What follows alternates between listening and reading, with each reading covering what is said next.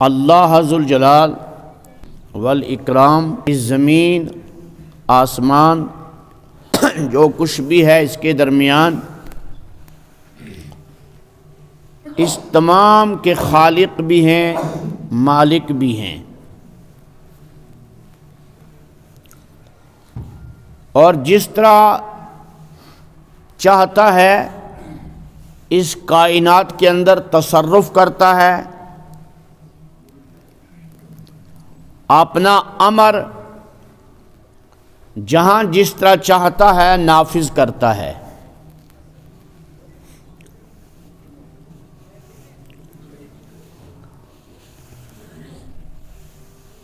آسمان میں بھی اور زمین میں بھی اللہ تعالی نے مخلوقات رکھی ہیں، اپنی پیدا کی ہوئی چیزیں بنا کر رکھی ہیں۔ ان سب چیزوں میں سب سے اعلیٰ درجہ، سب سے بلند درجہ جس مخلوق کا ہے وہ انسان ہے۔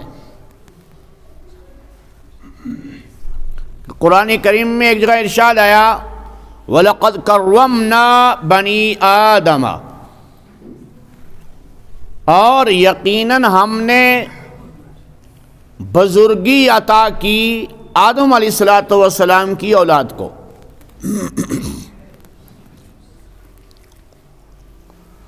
آدم علیہ السلام کی اولاد کو یہ بزرگی اور برتری جو بخشی ہے،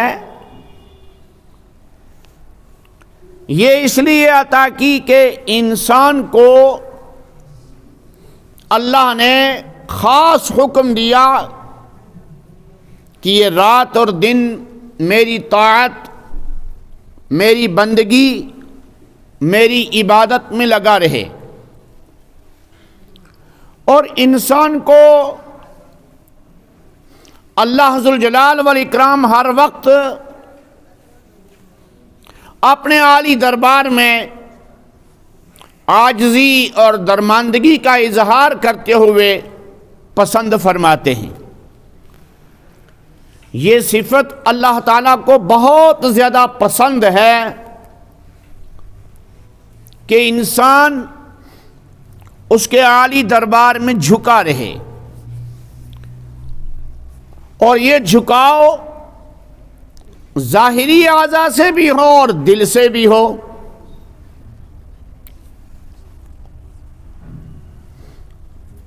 جب ہم کلمہ شہادت پڑھتے ہیں اشہد ان لا الہ الا اللہ واشہد ان محمدا عبدہ ورسولہ،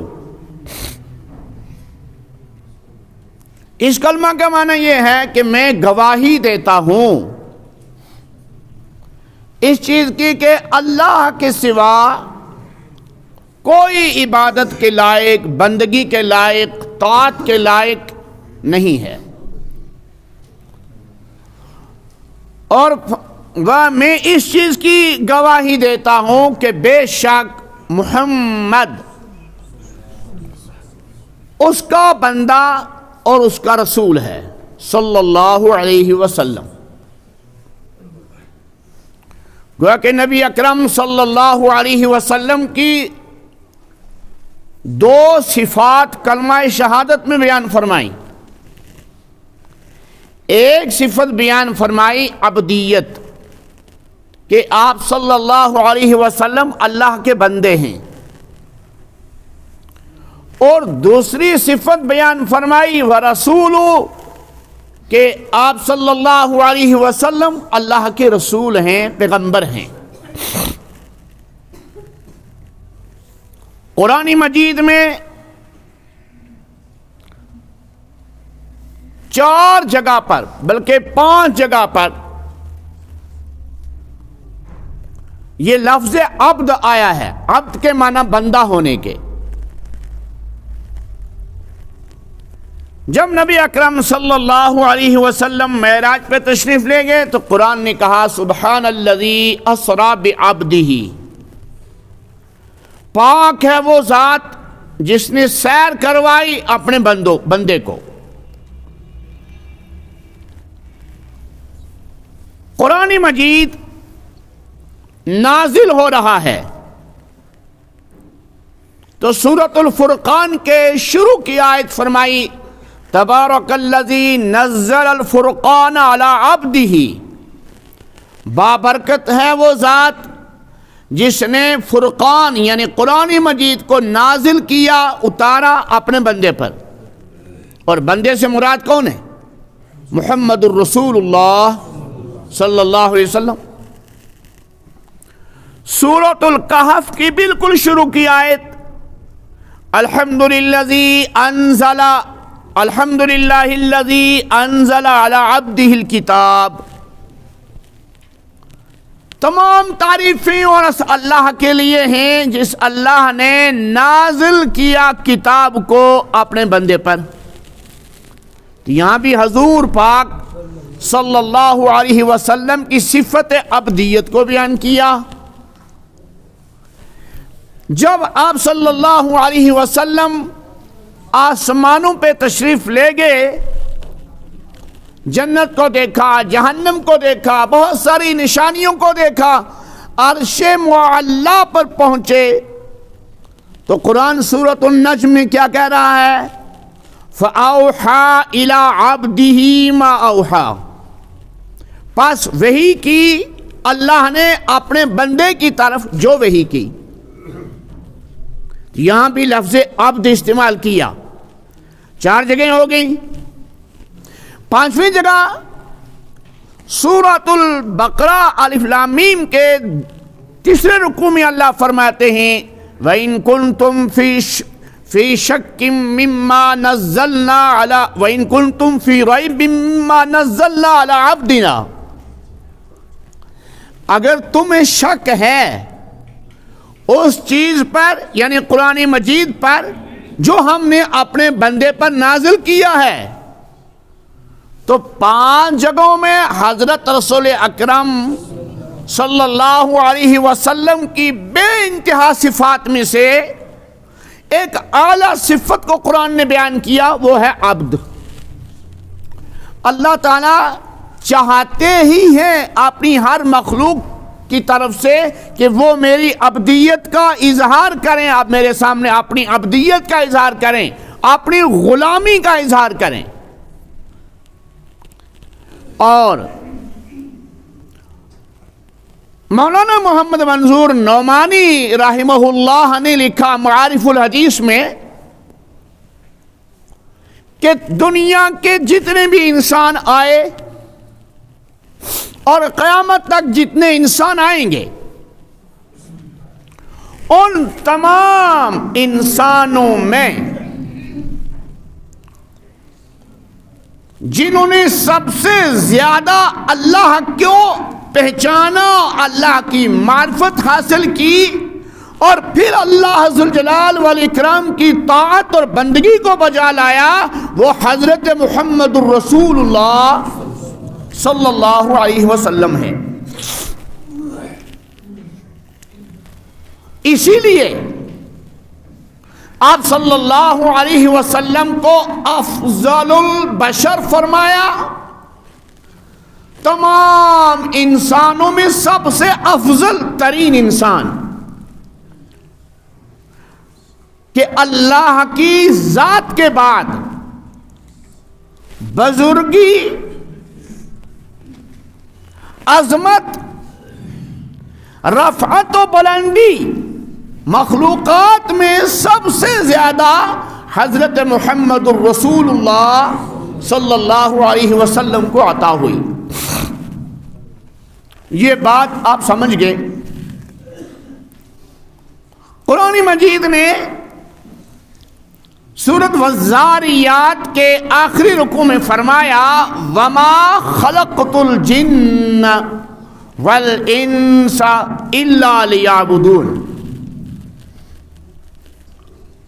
ہم نے اولو العزم بندوں کو تو عبادت کے لیے ہی بنایا، انہوں نے تو ہماری عبادت انجام دی، بجا لائی، لیکن دنیا میں قیامت تک آنے والے نسل انسانی کو، بنی آدم کو، اور پھر جنات کے ہر طبقے کو ہم نے جو پیدا کیا ہے، ان کے پیدا کرنے کا، دنیا میں لانے کا منشا اور مقصد کیا ہے کہ الا لیعبدون، وہ میری ہی عبادت کریں، مجھے پہچانیں اور میری طاعت اور بندگی کو بجا لائیں۔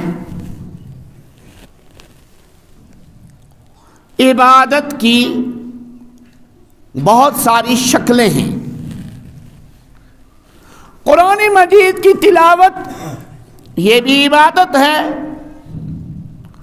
ذکر اللہ، جو احادیث میں کلمات آئے ذکر کے، ان کا ورد کرنا یہ بھی عبادت، نبی علیہ الصلوۃ والسلام پہ درود و سلام بھیجنا یہ بھی عبادت، نماز 5 وقت کی نماز ادا کرنا یہ اہم ترین عبادت، اس کے ساتھ نوافل کا اہتمام کرنا یہ بھی عبادت، حلال کھانا، حلال کمانا یہ بھی عبادت، حلال پہننا یہ بھی عبادت۔ اکابر علماء نے لکھا کہ اگر انسان 24 گھنٹے میں اس چیز کا خیال رکھے کہ میری زندگی کا ہر قدم نبی اکرم صلی اللہ علیہ وسلم کی اتباع میں اٹھے، میری زندگی کا ہر قدم نبی اکرم صلی اللہ علیہ وسلم کے مبارک طریقہ کے مطابق چلے، تو انسان کی 24 گھنٹے کی زندگی جو ہے یہ عبادت بن جائے گی، ایک لمحہ اس کا ضائع نہیں ہوگا۔ ایک تو یہ عبادت کی شکلیں ہیں، روزہ ہے، چاہے فرائض ہوں چاہے نوافل ہوں، حج ہے، فرض حج ہو یا نفلی حج ہو، عمرہ ہو، اور بہت ساری عبادت کی شکلیں شریعت نے بیان فرمائی، یہ سب عبادت ہیں۔ ان تمام عبادات میں رنگ لانے کے لیے، سمجھنا بات کو، ان تمام عبادات میں جان پیدا کرنے کے لیے اور ان تمام عبادات کو عند اللہ قبولیت کا جامہ پہنانے کے لیے جو اہم ترین عبادت ہے وہ دعا ہے اللہ کے حضور۔ عن انس بن مالک رضی اللہ تعالی عنہ قال قال رسول اللہ صلی اللہ علیہ وسلم الدعاء مخ العبادہ۔ انس بن مالک رضی اللہ تعالی عنہ فرماتے ہیں کہ رسول اکرم صلی اللہ علیہ وسلم نے ارشاد فرمایا، دعا عبادت کا مغز ہے، نچوڑ ہے، گوتا ہے۔ اہل عقل بیٹھے ہیں، کیلے کا چھلکا کوئی نہیں کھائے گا، چھلکا اتار کر اندر سے مغز کھائے گا، صحیح ہے؟ انناس پھل کا چھلکا کوئی نہیں کھائے گا، چھلکا اتار کر اندر سے مغز کھائے گا۔ آم کے چھلکے کو کوئی نہیں چبائے گا، چبائے گا کوئی؟ آم کی ہڈی کو کوئی نہیں چبائے گا، اس کا گودا کھائے گا، اس کا مغز کھائے گا۔ انار کے چھلکے کو اتار کر مغز پھینک دے، دانے پھینک دے اور چھلکا چبانے لگے، آپ بھی کہیں گے اور دنیا کے سارے لوگ کہیں گے پاگل ہے، دیوانہ ہے، اس کو کھانا نہیں آتا، یہ کہیں گے۔ بالکل یہی مثال سیدنا انس بن مالک رضی اللہ تعالی عنہ نے بیان فرمائی کہ رسول اکرم صلی اللہ علیہ وسلم کا پاک ارشاد الدعاء مخ العبادہ، دعا عبادت کا مغز ہے، نچوڑ ہے۔ نوافل پڑھے دعا مانگ لی، فرض پڑھے دعا مانگ لی۔ غالباً ام المومنین سیدہ عائشہ صدیقہ رضی اللہ تعالی عنہا سے روایت ہے، فرماتی ہیں رسول اکرم صلی اللہ علیہ وسلم نے فرمایا ہر فرض نماز کے بعد دعا کی جائے، ایک دعا کی قبولیت کی گارنٹی ہے۔ 10 دعائیں مانگے گا بندہ، ایک دعا ضرور قبول ہوگی اور عین وقت میں قبول ہوگی، اسی وقت ایٹ اے ٹائم قبول ہوگی۔ قرآن مجید کی تلاوت اختتام کو پہنچائی، دور مکمل کیا، فرمایا کہ جو دعا بھی مانگی جائے گی قبول ہو جائے گی۔ اعمال حج و عمرہ کیے اور اختتام پر دعا کی، جو دعائیں بھی مانگی جائیں گی قبول ہو جائیں گی۔ بیت اللہ شریف کو پہلی مرتبہ دیکھا اور دعا مانگی، جو بھی دعا مانگے گا قبول ہو جائے گی۔ اسی طرح نوافل کی دعا، نوافل کے بعد کی دعا، فرائض کے بعد کی دعائیں، وہ کون سا موقع ہے جس موقع پر رسول اکرم صلی اللہ علیہ وسلم نے امت کو دعا کرنے کی تلقین نہیں فرمائی؟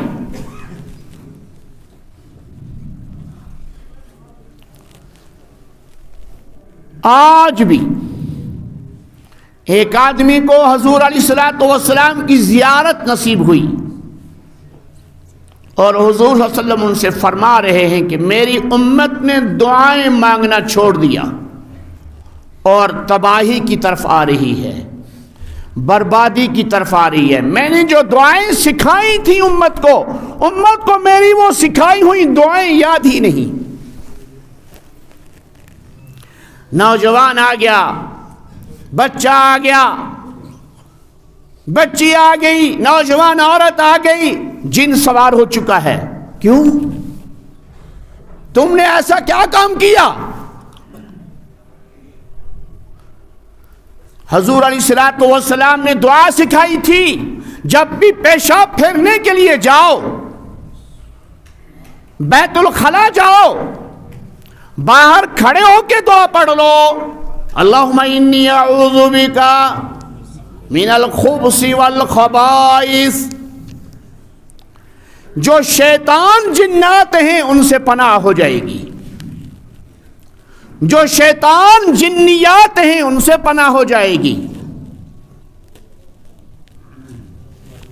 ہر موقع پر حضرت رسول اکرم صلی اللہ علیہ وسلم نے دعائیں سکھائی ہیں۔ عن النعمان بن بشیر رضی اللہ تعالی عنہ قال قال رسول اللہ صلی اللہ علیہ وسلم الدعاء هو العبادة ثم قرأ وقال ربكم ادعوني استجب لكم ان الذين يستكبرون عن عبادتي سيدخلون جهنم داخرين۔ نعمان بن بشیر رضی اللہ تعالی عنہ روایت کرتے ہیں کہ رسول اکرم صلی اللہ علیہ وسلم نے ارشاد فرمایا الدعاء هو العبادہ، نماز تو عبادت ہے ہی اور روزہ تو عبادت ہے ہی، جو عبادت کی اقسام میں نے بیان کی یہ تو عبادت ہی ہے، لیکن فرمایا الدعاء هو العبادہ، دعا ہی کو عبادت قرار دیا رسول اکرم صلی اللہ علیہ وسلم نے۔ دن بھر روزے دار رہو، فرمایا افطار کے ٹائم میرے دربار میں آ کر مانگو، ہاتھ پھیلاؤ، اپنی بندگی کا اظہار کرو، بندگی کا کہ میں تیرا بندہ ہوں، میں نے روزہ رکھ لیا، کوئی احسان نہیں چڑھایا، یہ اپنے نفع کے لیے ہے۔ قرآن کہہ رہا ہے یمنون علیک ان اسلموا، ہے تم اللہ پر احسان چڑھاتے ہو کہ تم مسلمان بن گئے؟ پوری دنیا کافر ہو جائے، میرے رب کی کبریائی میں کوئی کمی نہیں آئے گی، پوری دنیا مسلمان ہو جائے، میرے رب کی بلندی میں کوئی بڑھوتری اور اضافہ نہیں ہوگا۔ یمنون علیک ان اسلموا، تم احسان جتلاتے ہو خدا پر کہ تم مسلمان بن گئے۔ قرآن کہہ رہا ہے بل اللہ یمن علیکم، نہیں، یہ منہ اور مسور کی دال تم احسان چڑھاتے ہو، بل اللہ یمن علیکم، بلکہ اللہ نے تمہارے اوپر احسان کیا ہے، ان ہداکم للایمان، تمہیں ایمان کی ہدایت دی، تمہیں ایمان عطا کیا، تم خدا پر احسان چڑھاتے ہو، تم مسلمان بن گئے۔ اللہ کا احسان مانو، اللہ نے اسلام کی ہدایت دی، ایمان کا راستہ دیا، ایمان کی طاقت دی، ایمان کی توفیق دی۔ بل اللہ یمن علیکم ان ہداکم الایمان ان کنتم صادقین، اگر تم اپنے ایمان میں سچے ہو تو اس کو اللہ کا احسان مانو، اس کو اللہ کا کرم مانو۔ تو فرمایا الدعاء هو العبادہ۔ شارحین حدیث اور شارحین حدیث میں مشہور محدث علامہ انور شاہ کشمیری رحمۃ اللہ علیہ کے شاگرد مایہ ناز مولانا محمد منظور نعمانی نور اللہ مرقدہ نے معارف الحدیث جلد نمبر 5 میں لکھا کہ بندے کی دعا جس طرح نماز رد نہیں ہوتی اس طرح دعا بھی رد نہیں ہوتی، بندے کا روزہ جس طرح رد نہیں ہوتا اس طرح دعا بھی رد نہیں ہوتی، بندے کا حج و عمرہ جس طرح ضائع نہیں ہوتا اس طرح دعا بھی ضائع نہیں ہوتی۔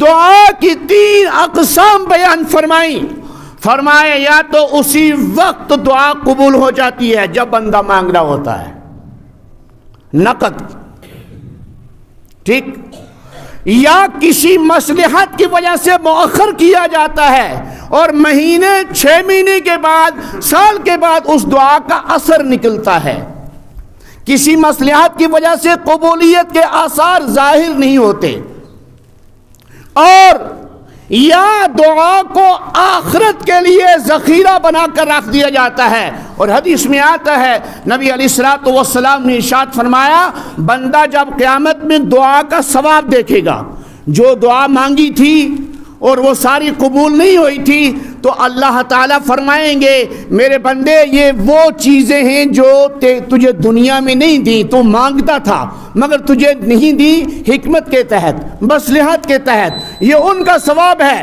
بندہ افسوس کرے گا کاش دنیا میں میری کوئی بھی دعا قبول نہ ہوئی ہوتی۔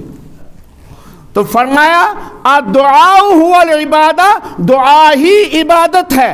پھر یہ آیت پڑھی ان الذین وقال ربکم ادعونی استجب لکم، تمہارے رب نے ارشاد فرمایا ہے تم مجھے پکارو، تم میرے سامنے دعا کرو، آہوزاری کرو، استجب لکم، میں تمہاری دعا کو قبول کروں گا۔ تم یہاں نہیں ہو تو چھوئی نہیں، خالی جسم ہے، ڈھانچہ ہے، روح گھوم رہی ہے تمہاری، پتہ نہیں کہاں کس مصیبت میں پڑے ہو۔ ان الذین یستکبرون عن عبادتی، بے شک وہ لوگ جو میری عبادت سے یعنی دعا سے، عبادت کے معنی یہاں دعا کے ہیں، ان الذین یستکبرون عن عبادتی، جو آدمی میری دعا میرے سامنے آہوزاری کرنے سے تکبر کرتے ہیں اور میرے سامنے جھکتے نہیں، میرے سامنے مانگتے نہیں، عبدیت کا اظہار نہیں کرتے، بندگی کا اظہار نہیں کرتے، تو کیا ہے؟ سیدخلون جہنم داخرین، ان کو جہنم میں ذلیل اور خوار کر کے داخل کر دیا جائے گا۔ میرے دوستو، موسم کی کروٹ ابھی نہیں بدلی، لیکن تم لوگوں نے بھی کروٹ ابھی نہیں بدلی. تو اتشی شنگت ہم سب سوئے ہیں, ہمیں نہیں معلوم ہے کہ آگے حالات کیسے ہونے والے ہیں. یہ خدا کا عذاب ہے. یہ ماں سمجھو چلے کلان دراؤ ہوک دوٹ ایشو پاکن نسن اور یوٹ, نہیں, یہ عذاب ہے. اس لیے حافظ عمر صاحب نے کہا تھا کہ 5 منٹ پہلے ہی ختم کرنا اور دعا کرنا, لیکن میرا بیان طویل ہو جاتا ہے. تو انشاءاللہ نماز کے بعد گڑ گڑا کے سارے لوگ بیٹھ جائیں, سارے لوگ, کوئی نہ جانے پائے مسجد سے. تمہیں اللہ کی قسم ہے, اس لیے کہ دعا رسول اکرم صلی اللہ علیہ وسلم کا حکم ہے, دعا مانگو. اور آج تھوڑی دیر کے لیے رک جانا, آج اس کا ثبوت دینا کہ مومن کو مسجد میں پیار ہوتا ہے, سکون ہوتا ہے. منافق کو مسجد سے باہر سکون ملتا ہے. ہم دیکھتے ہیں کون مومن ہے کون منافق ہے. وآخر الدعوانا ان الحمد للہ رب العالمین.